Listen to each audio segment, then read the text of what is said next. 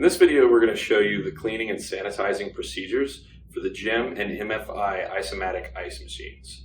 This procedure is also available in printed form in the service and support section of our website.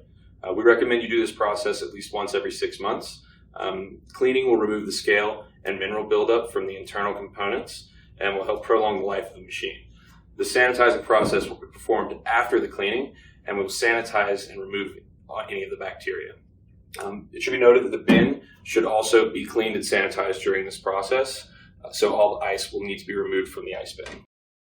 The tools for completing this process include safety goggles, gloves, a jug for mixing, sanitizing solution, ice machine cleaner, a measuring cup, a screwdriver, and a 5-gallon bucket.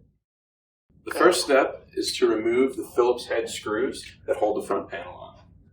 And I've already done that with my screwdriver, so it just pops off. Next, you want to remove the filter. Note that the darker foam side is outwards. With the front panel and filter removed, make sure to turn the machine off by pressing the black button. Next, we want to remove the water from the reservoir and the evaporator. To do this, you unclip the drain hose and remove the plug. Just squeezes out. Make sure you have yourself a bucket and drain it all out. After returning the drain hose and plug to its original position, mix the approved ice machine cleaner in a container with a gallon of water. Follow the instructions on the bottle for the correct ratio of cleaner to water, and you can find the approved cleaner and sanitizer information in the service and support sections of the Isomatic website or at the link below. Now we're ready to clean the machine. So remove the cover. The cover is right here, and it just slides out and off. Set that aside, and take note of the fill line on the left side of the reservoir. So we're going to fill all the way to that line.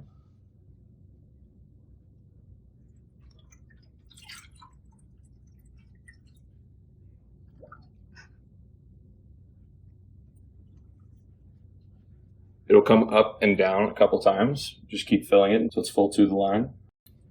And then we're going to let the machine rest for 15 minutes.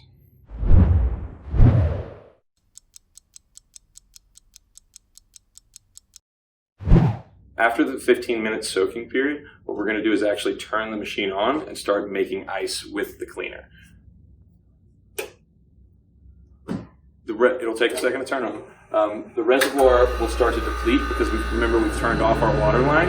So what we'll do is we use our gallon of cleaning solution to refill this reservoir until that entire gallon is gone. A little bonus trick here, if you tilt the clamp over to this side and put your upper chute over the top and then reattach everything, you can actually produce your ice and catch it in a bucket out the front, which allows you to save any ice in your bin if you don't want to burn the ice in the bin. However, you have to make sure that you stay here with the bucket for a long time because it could get messy otherwise. But just a little trick of the trade. Now that we've run through all of our cleaning solution, what we're going to do is turn the water line back on and flush the system with fresh water.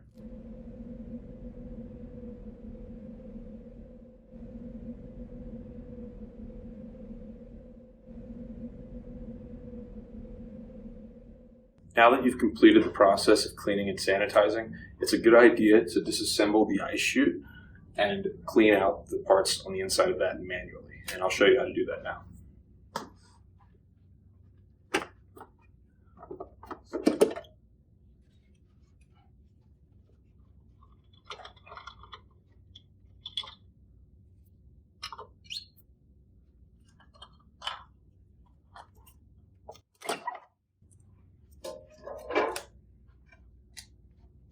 Unclip your drain hose for the chute. Suck that aside. Now you have your bin eyes on the bottom here. These need to be slid out. There's one on the front and back side. The back side one's a little bit more difficult to get to.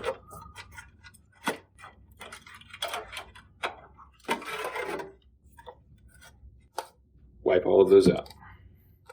It's a good idea to inspect the eyes and wipe them out if they need to be cleaned. Now that you've wiped out all of the plastics for your chute assembly, it's time to reassemble everything. So first thing you want to do is attach the rear bin eye, or the bin control, if you will. Slide that in there. And then we place it back down into its slot.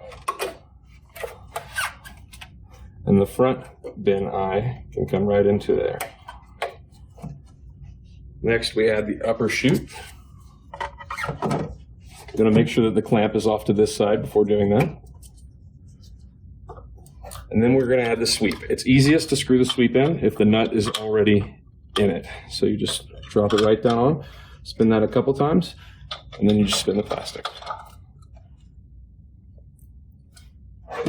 Now we have the chute cover coming over the top, and press down a little bit and pull the clamp right over the top of it.